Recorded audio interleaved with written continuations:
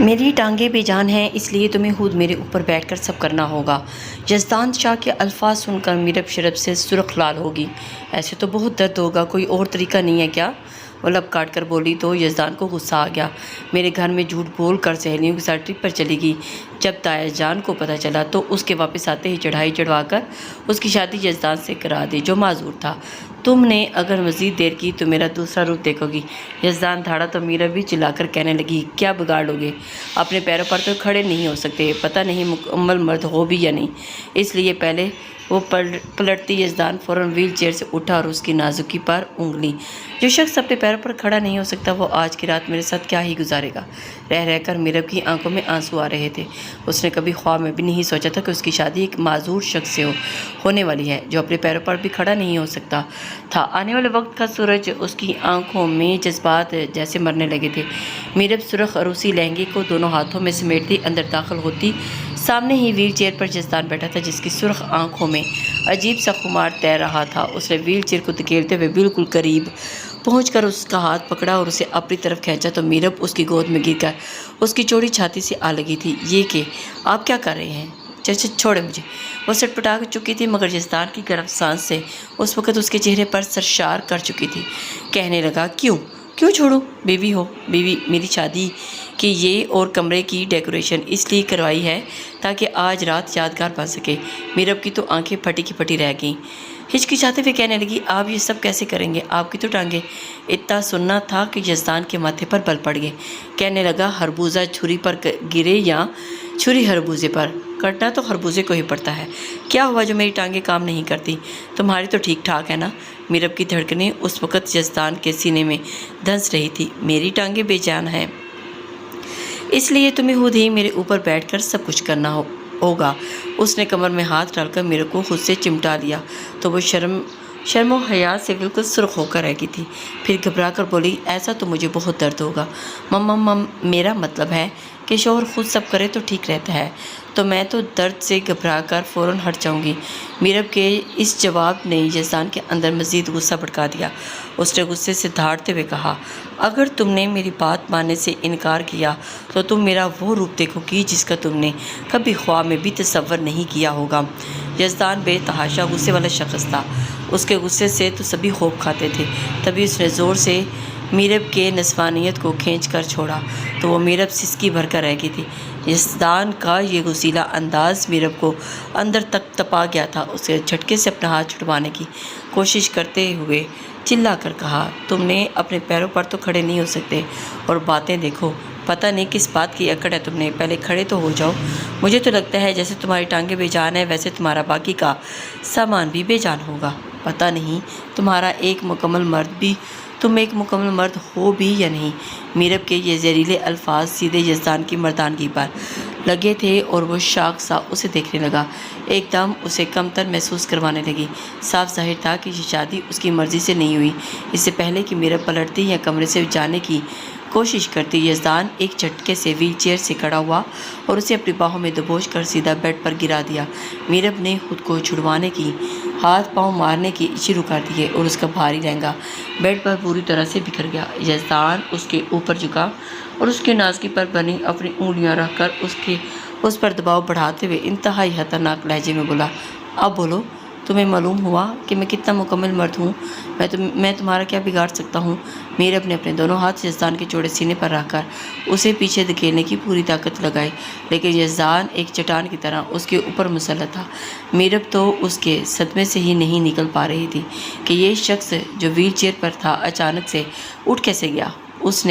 اس نے میرب کے دونوں ہاتھوں کو ایک ہی ہاتھ سے لاک کر کے سر کے اوپر ٹکا دیا۔ میرب کا گورا چٹا چہرہ اور بے بسی سے لال ہو رہا تھا اور اس کی تیز دھڑکنیں صاف دیکھی جا سکتی تھی۔ یزدان دیوانہ وار اس کے لبوں پر جھک گیا۔ میرب نے اپنا چہرہ دائیں بائیں گھمایا تاکہ وہ اس کے گرفت سے بچ سکے، لیکن یزدان نے اس کے گالوں پر اپنے گرم لب رکھ دیے اور وہ اس کی گوری گردن پر اپنی محبت اور ملکیت کے گہرے نشان چھوڑنے لگا تھا۔ وہ اس وقت ہوش و حواس سے بیگانہ ہو چکا تھا اور میرب کو ہلنے تک کا کوئی موقع نہیں دے رہا تھا۔ میرب کی ہر مزاحمت اس کی گرفت کے سامنے دم توڑ رہی تھی۔ اس کا بھاری عروسی اب اس کے درمیان سے ہٹ چکا تھا۔ اور یزدان نے میرب کی خوبصورت خد و حال کو اپنے ہاتھوں کے لمس سے یکسر پکتا کر رکھ دیا تھا۔ میرب کی سسکیاں کمرے کی فضا میں گونج رہی تھی، لیکن یزدان نے تمام حدوں کو پار کرتے ہوئے لائٹ آف کر دی اور وہ میرب کے تمام وجود کی گہرائیوں میں اتر گیا، جس پر میرب اپنی آنکھیں میچ کر یزدان کے کندھوں پر اپنے ناخنوں سے بری طرح سے جکڑ لیا۔ کمرے میں صرف ان تیز سانسوں کی آوازیں باقی رہ گئیں، جہاں یزدان نے میرب کو مکمل طور پر اپنے حصار میں لے کر اپنی مردانگی کا لوحہ منوا لیا تھا۔ میرب سسک کر کہنے لگی، آپ تو معذور تھے، پھر یہ سب؟ وہ رو رہی تھی جب یزدان اس کے چہرے پر گہری چھاپ چھوڑ کر کہنے لگا، معذور ہی تھا، مگر تمہاری کلائی پنکھڑی دیکھ کر تو وہ انتہائی خوبصورت، دلکش اور معصوم میڈیکل اسٹوڈنٹ تھی، جس کی بڑی بڑی آنکھوں میں زندگی کے بہت سے خوبصورت خواب سجے تھے۔ باپ کے اچانک انتقال کے بعد وہ اور اس کی ماں تایا اور تائی کے رحم و کرم پر زندگی بسر کر رہی تھی۔ میرب نے کالج کا بیگ کندھے پر لٹکایا اور لاؤنج میں بیٹھی اپنی تائی کے چہرے کو دیکھا۔ نوابزادی جا رہی ہو کالج؟ ذرا وقت پر گھر لوٹنا، جہاں کوئی تمہارے باپ کا نوکر نہیں بیٹھا جو تمہارا انتظار کرتا رہے۔ میرب نے سہم کر اپنا سر جھکایا، جی تائی جان، میں کالج سے سیدھی گھر ہی آؤں گی۔ کالج پہنچتے ہی عائشہ اس کی طرف دوڑی آئی اور اس کا ہاتھ پکڑ کر خوشی سے اچھلتے ہوئے کہنے لگی، میرب، تمہیں پتہ ہے ہمارے کالج کی تمام لڑکیاں مری کے ٹرپ پر جا رہی ہیں اور تمہیں بھی ہمارے ساتھ چلنا ہوگا۔ اپنی سہیلی کی بات سن کر اس کے چہرے پر ایک دم سے خوشی آئی تھی، کیونکہ جب سے اس نے ہوش سنبھالا وہ کہیں بھی گھومنے پھرنے کے لیے نہیں گئی تھی، بس کالج سے گھر اور گھر سے کالج۔ لیکن اگلے ہی لمحے اسے اپنی تائی جان کا خونخوار چہرہ یاد آیا تھا تو وہ اداس ہوگی۔ عائشہ اس سے بتا رہی تھی کہ ان کی باقی ساری سہیلیاں پوری کلاس اس ٹرپ پر جانے والی ہیں، بہت زیادہ مزہ آنے والا ہے، لیکن وہ اداسی کے ساتھ کہنے لگی کہ عائشہ، تائی جان مجھے کبھی بھی مری جانے کی اجازت نہیں دیں گے، اس لیے تم لوگ جاؤ۔ ایسے کیسے نہیں چلو گی تم؟ ہم دونوں مل کر کوئی نہ کوئی بہانہ بنائیں گے اور تمہیں اپنے ساتھ لے کر ہی جائیں گے، اس کیسے دن کے لیے ضرور نکالیں گے۔ عائشہ نے اس کے کندھے پر یقین دلایا، تایا جان بہت شکی مزاج ہیں عائشہ، وہ کبھی بھی اجازت نہیں دیں گے۔ ایسے کیسے؟ ہم تایا جان سے کہیں گے کہ ہم فائنل ایگزامز کی تیاری کرنی ہے، اس لیے ہم رات دیر تک پڑھائی کریں گے اور تم میرے گھر پر ہی رکو گی، عائشہ نے شرارت سے مسکراتے ہوئے کہا۔ میرب کی گال کو چھوا اور میرب نے نفی میں سر ہلا دیا تو عائشہ نے میرب کا ہاتھ تھاما، تم فکر مت کرو، گھر میں اور صرف میری امی ہی ہوتے ہیں اور امی تمہاری ماں کو فون کر کے خود اجازت مانگ لیں گی، اس میں کیا حرج ہے؟ میرب نے گہرا سانس لیا اور مسکراتے ہوئے بولی، ٹھیک ہے، اگر تمہاری امی بات کر لیں تو میں شاید بات بن جائے۔ شام میرب کی ماں عائشہ کی امی کو فون کیا اور پڑھائی کا حوالہ دے کر انہوں نے میرب کو اپنے گھر روکنے کی اجازت مانگی۔ میرب کی ماں نے بیٹی کے ڈاکٹر بننے کے خواب دیکھنے کی خاطر تایا جان سے چھپا کر اسے جانے کی اجازت دی، کیونکہ جانتی تھی کہ اگر تایا جان سے اجازت لینے کے لیے بیٹھی تو وہ کبھی بھی اسے اجازت نہیں دیں گے اور بلا وجہ وہ سب الگ باتیں بنائیں گے۔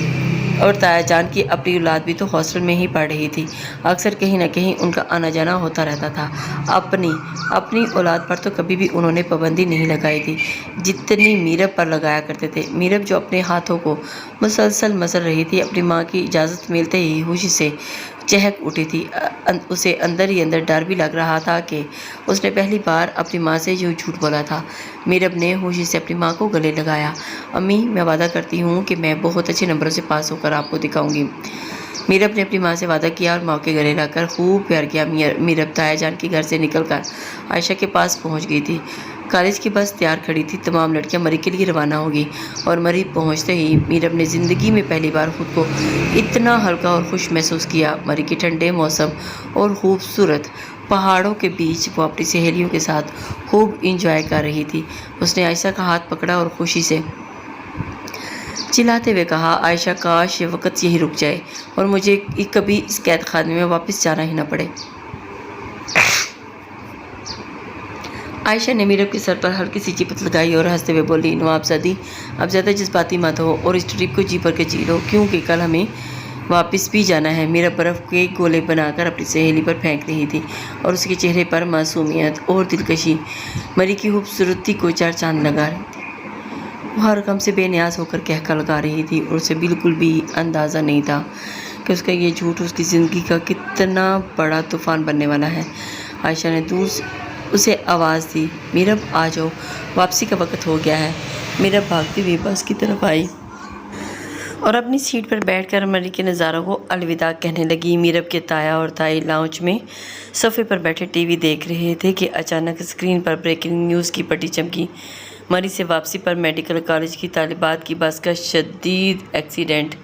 ٹی وی اسکرین پر حادثے کی لائیو کوریج دکھائی جا رہی تھی، جہاں ہر طرف افراتفری اور چیخ و پکار مچی ہوئی تھی۔ رپورٹر مائک ہاتھ میں لیے زخمی لڑکیوں کی حالت زار دکھا رہا تھا کہ اچانک کیمرے کا فوکس اسٹریچر پر لیٹی ایک لڑکی کے چہرے پر ہوا۔ تایا اور تائی نے ایک ساتھ صوفے سے اچھل کر اسکرین کو دیکھا اور چہرہ کسی اور کا نہیں بلکہ میرب کا تھا۔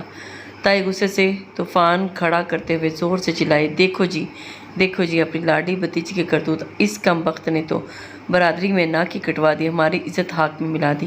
یہ بذات لڑکی پڑھائی کا بہانہ کر کے مری میں سہیلیوں کے ساتھ آوارہ گردی کر رہی تھی۔ بار بار چونکہ اسکرین پر وہی فوٹوز دکھائی جا رہی تھی، اس لیے وہ کافی قریب سے میرب کا چہرہ دیکھ چکے تھے۔ غصے کے مارے کہنے لگے کہ اس کی ماں تو بتا رہی تھی کہ وہ پڑھنے کے لیے سہیلی کی طرف گئی ہوئی ہے، آگے اس کے بورڈ کے پیپر شروع ہونے والے ہیں، لیکن یہ تو مری میں نہ جانے کون سے گل چھڑے اڑانے کے لیے گئی ہوئی ہے۔ آج تک ہمارے خاندان میں کسی لڑکی نے ایسا نہیں کیا، ایسا جھوٹ نہیں بولا، پتہ نہیں وہاں پر کون سے کرتوت کرنے کے لیے جھوٹ بول کر گھر سے گئی ہے۔ کسی کو کانوں کان کوئی خبر نہیں اور کسی کو یہ بھی نہیں دکھائی دے رہا کہ وہ بیچاری زخمی ہے۔ بس سب کی نظروں میں صرف نفرت تھی، جھوٹ تھا اور وہ بول کر گئی تھی۔ تایا کا چہرہ بھی غصے سے بالکل سرخ ہو چکا تھا اور اس کی آنکھوں سے جیسے شعلے نکل رہے تھے۔ لوٹنے دو اس لڑکی کو، میں نے یہی 2 دن دیکھنے کے لیے تو اسے اپنے بھائی کی امانت سمجھ کر گھر میں جگہ دی تھی، ایک دن میری ناک کٹوا دی اور اب مزید برداشت نہیں کروں گا۔ پہلے بھی اس کے ڈاکٹر بننے کے شوق کے سامنے گھٹنے ٹیک دیے تھے، مگر اب نہیں۔ میرب کی ماں نے جب اپنی بیٹی کو ٹی وی اسکرین پر دیکھا اس حالت میں تو وہ رونے لگی، روتے ہوئے کہنے لگی کہ بھائی صاحب، میری بیٹی تو یہی کہہ کر گئی تھی کہ وہ عائشہ کے ہاں پڑھائی کرنے کے لیے گئی ہے، لیکن وہ یہاں کیسے پہنچ گئی؟ اس کی ماں کو بھی یقین نہیں آ رہا تھا۔ پھر تایا اور تائی کڑوی کسیلی باتیں کر کے سن کر میرب کی والدہ کا مزید دل ٹوٹ چکا تھا۔ ان کی بیٹی زخمی حالت میں دکھائی دے رہی تھی، لیکن بجائے اس کی حالت پر پرواہ کرنے کے تو وہ اس کے جھوٹ پر ہی غصے میں تھے۔ کچھ ہی گھنٹوں کے بعد میرب کو زخمی حالت میں گھر لایا گیا۔ تائی نے اسے دیکھتے ہی اس کے بال پکڑ کر صوفے پر پٹکا اور دھاڑتے ہوئے بولی، بول اب کہاں گئی تیری پڑھائی؟ آج کے بعد تیری یہ عیاشی ہمیشہ کے لیے ختم، اب تم کبھی کالج کا منہ نہیں دیکھو گی۔ میرب کی ماں روتے ہوئے آگے بڑھی اور تایا جان کے پیروں میں گر کر گڑ گڑانے لگی، خدا کے لیے بھائی صاحب میری بچی پر رحم کریں، یہ معصوم ہے۔ میں مانتی ہوں کہ اس نے جھوٹ بولا، لیکن اس ایک جھوٹ کے لیے اس کی پڑھائی بند نہ کروائیں۔ تایا نے غصے سے اپنے پیر پیچھے کھینچ لیے اور گرجدار آواز میں کہا، بس بہت ہو چکا، اب اس آوارہ لڑکی کا اس گھر میں ایسے رہنا ناممکن ہے۔ اس کو ساری شہر تمہاری دی گئی ہے، اگر تم اپنی بیٹی پر نظر رکھتی تو آج سب کچھ نہ ہو رہا ہوتا۔ میرب جو پہلے ہی صبح میں ہونے والے اس حادثے کی وجہ سے کافی خوفزدہ تھی، اب تایا اور تائی کا غصہ دیکھ کر مزید پریشان ہوگی اور اپنی ماں کو ان کے سامنے گڑ گڑاتا ہوا دیکھ کر خود ہی پوچھنے لگی کہ اس نے کیوں مری جانے کی خواہش کی تھی۔ سب کچھ ٹھیک ہی تو تھا، لیکن جیسے ہی بس واپسی کی طرف مڑی تو راستے میں لینڈ سلائڈنگ ہو چکی تھی۔ پہاڑوں سے یہ بڑا پتھر بس کے پر آ گرا اور ڈرائیور اپنا توازن برقرار نہ رکھ سکا اور یوں اس کی بس سامنے چٹان سے جا ٹکرا گئی۔ کافی زیادہ لڑکیاں زخمی ہوئی تھیں، جن میں میرب بھی شامل تھی۔ ایک بار بھی کسی نے اس کے زخموں کو نہیں دیکھا تھا، بس سب غصے میں اسے ڈانٹتے جا رہے تھے۔ میں برادری میں کسی کو منہ دکھانے کے قابل نہیں رہا، اب بہت ہو گیا، اب اس کے آگے میں تم لوگوں کی ایک بھی نہیں سنوں گا۔ بار بار خاندان والوں کی کالز پہ کالز آ رہی تھی، کیونکہ اس منحوس کو سب نے دیکھ رکھا تھا۔ مجھ سے یہی پوچھ رہے ہیں کہ بھائی صاحب، آج تک آپ کی اولاد تو ہم نے یہ سب کرتے ہوئے نہیں دیکھا۔ لڑکیوں کا تو ٹرپ پر جانا سختی سے منع ہے، اور یہ لڑکی کماری باہر ٹرپ پر کے بہانے کیا کرتی پھر رہی ہے؟ جہاں لڑکی کو بھیجنا کیا اچھا ہے؟ اور اس کی اپنی حالہ کال کر کے مجھے یہ کہہ رہی تھی کہ لڑکی پر نظر رکھو، بن باپ کی لڑکی ہے، اس کا تو ابھی تک رشتہ بھی طے نہیں ہوا۔ اگر خدا نخواستہ مری جا کر واپس نہ آتی تو کیا ہوتا؟ سب خاندان والوں کی یہ باتیں سن کر تایا شدید غصے میں آ چکے تھے۔ کہنے لگے نہ صرف اس کی پڑھائی یہیں پر ختم ہوگی بلکہ اس کی شادی کروں گا۔ تائی فوراً بول کر کہنے لگی اس بد چلن کے ساتھ کون شادی کرے گا؟ پورے خاندان کے لڑکوں نے تو ویسے ہی اس سے منہ موڑ لیا ہے۔ سب کو پتہ چل گیا ہے کہ یہ جھوٹ بول کر گھر سے نکل گئی تھی اور کون کرے گا اسے شادی؟ اب تایا غصے میں اور بھی کہنے لگے اس کا بندوبست بھی میں نے کر لیا ہے، تمہیں فکر کرنے کی ضرورت نہیں، اس لیے میں نے اسی وقت اس کا نکاح اپنے بیٹے یزدان سے کر رہا ہوں۔ میرب نے جیسے ویل چیئر پر بیٹھے معذور یزدان کا نام سنا تو اس کے پیروں تلے سے زمین نکل گئی تھی۔ وہ اپنے جسم کے زخموں کو بھول کر تایا کے سامنے ہاتھ جوڑ کر رونے لگی۔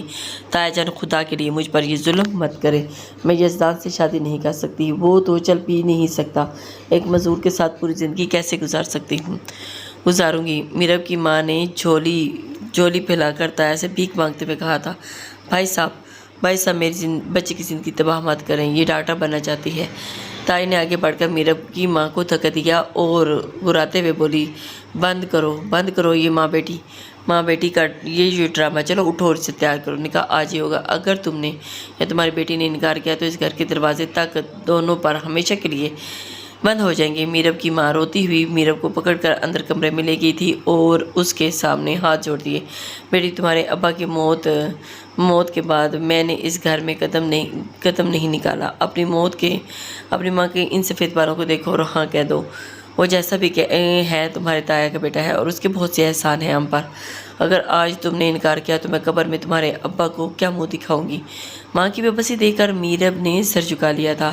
اس لمحے تائی کمرے میں داخل ہوئی اور ایک سرخ لہنگا بیڈ پر پھینکا، مولوی صاحب آنے والے ہیں، تیار کر لو اس کو، ایسا نہ ہو کہ کوئی جھوٹ بول کر بھاگ ہی جائے۔ میرب کی آنکھیں سرخ انگارہ ہو رہی تھی لیکن اپنی ماں کی طرف وہ چپ کر گئی۔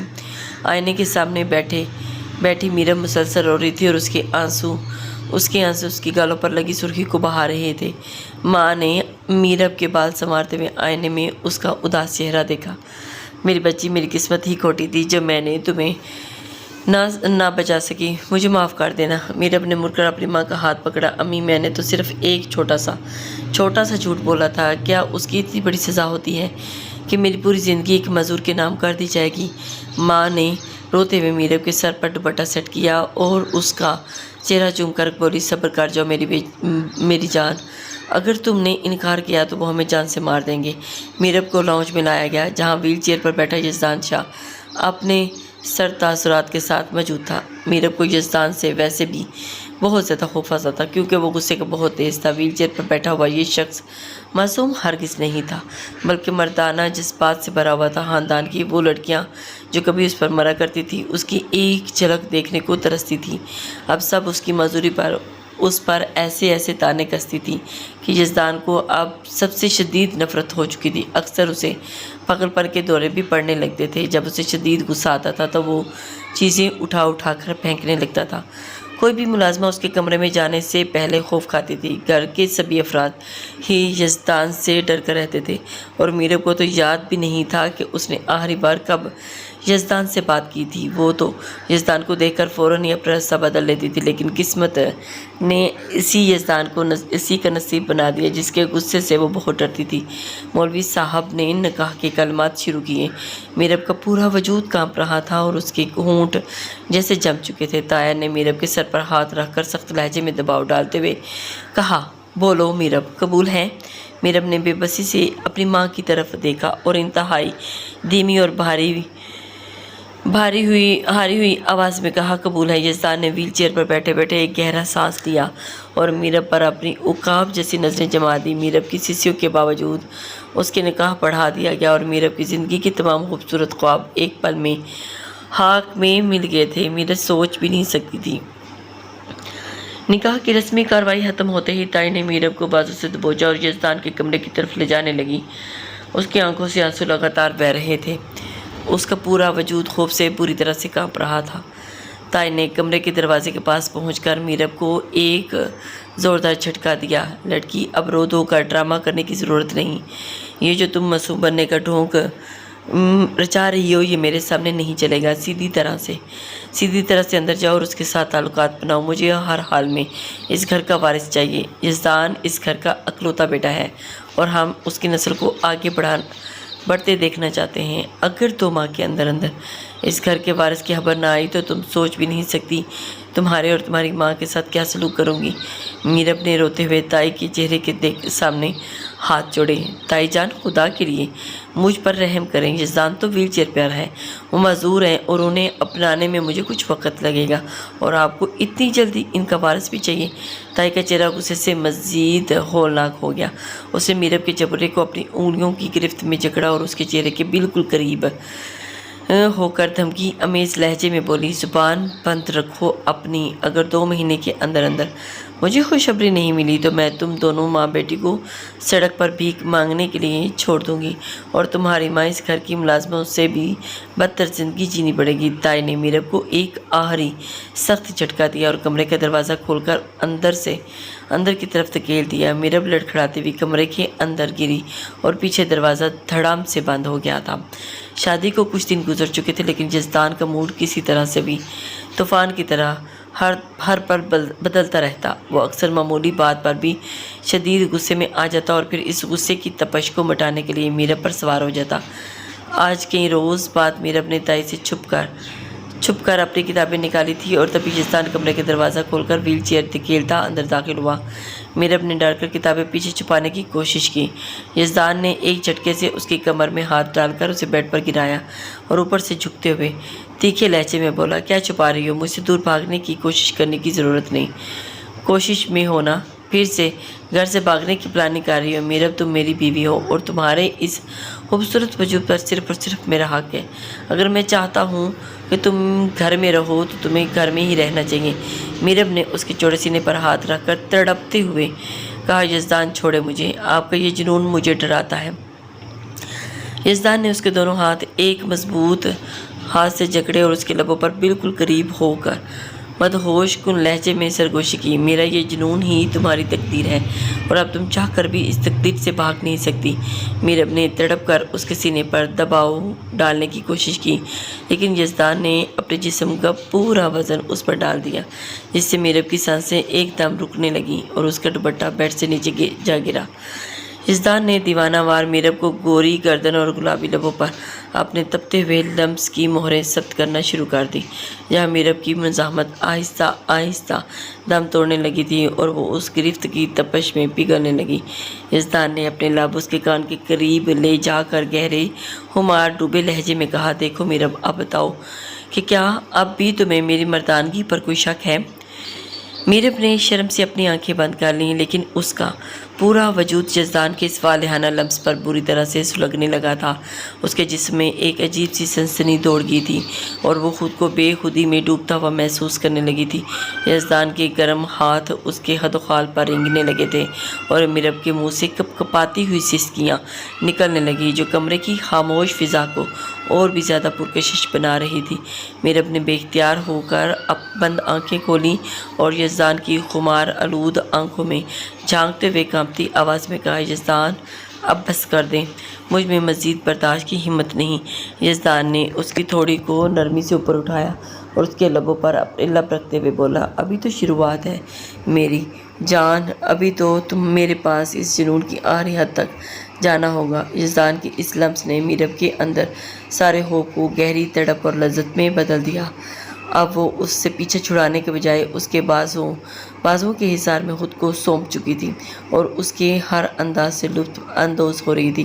میرب نے بے خودی کے عالم میں اپنے ہاتھ آزاد ہوتے ہی یزدان کے بالوں میں پھنسائے اور اسے اپنے اور بھی قریب کھینچ لیا، اور ان کے درمیان کا سارا فاصلہ مٹ چکا تھا اور یزدان نے تمام حدوں کو یکسر پار کرتے ہوئے ایک گہرا اور اٹوٹ تعلق قائم کر لیا تھا، جہاں میرب درد اور سکون کے احساس سے اپنی آنکھیں میچ لی تھی۔ کمرے میں صرف ان دونوں کی مدہوش کن اور تیز سانسوں کے سحر انگیز آواز گونج رہی تھی، جہاں وہ دونوں ایک دوسرے کے وجود میں پوری طرح سے گم ہو چکے تھے۔ اگلی صبح جب دریچے سے چھنتی ہوئی سورج کی پہلی کرن کمرے میں داخل ہوئی تو میرب کی آنکھ کھلی تو خود کو تمام حجابوں سے ماورا اس کے مضبوط بازوؤں کے درمیان پا کر پہلی بار اسے برا نہیں لگا، بلکہ ایک عجیب سی سرشاری محسوس ہوئی تھی۔ وہ دونوں اس وقت ہر قسم کے بندھن سے یکسر آزاد اور ایک دوسرے کے وجود سے اس طرح چمٹے ہوئے تھے جیسے دو جسم ایک جان ہو چکے ہوں ان کی جلد کی گرمائش اب بھی ایک دوسرے کو تپش مہیا کر رہی تھی۔ میرب نے دھڑکتے دل کے ساتھ اپنا چہرہ تھوڑا سا اوپر اٹھایا اور گہری نیند میں سوئے ہوئے یزدان کے سراپے کو انتہائی غور سے دیکھنے لگی۔ یزدان سوتے ہوئے بلا کا خوبصورت اور دلکش لگ رہا تھا۔ اس کے پیشانے پر بکھری ہوئی چند کالی زلفیں اس کے چوڑے ماتھے کو چھو رہی تھی اور اس کی لمبی گھنی پلکیں اس کی مخمور آنکھوں پر سایہ کیے ہوئے تھیں۔ اس کا تیکھا ناک اور مضبوط تراشا ہوا جبڑا اس کی مردانہ وجاہت کو اور بھی زیادہ نکھار رہا تھا۔ میرب نے جب ان کے گلابی لبوں کو دیکھا جنہوں نے رات بھر اس کے پورے وجود پر اپنے لمس کی مہریں سپٹ کی تھی تو اس کے گال شرم سے ایک بار پھر سرخ ہو گئے۔ یزدان کا چوڑا اور کسرتی سینہ اس وقت میرب کے نازک وجود کے لیے ایک محفوظ پناہ گاہ بنا ہوا تھا، جہاں اس کا سر ٹکتے ہی میرب کو اپنے دل کی دھڑکنیں پرسکون ہوتی ہوئی محسوس ہو رہی تھی۔ یزدان اس والہانہ اور گہرے لمس کا احساس جو اب بھی میرب کے پور پور میں بسا ہوا تھا، اس کے دل کو سکون کی وادیوں میں سیر کروا رہا تھا۔ اسے زندگی میں پہلی بار یہ احساس ہوا کہ کسی کے باہوں کا احساس پرسکون اور لذت میں بھرپور ہو سکتا ہے۔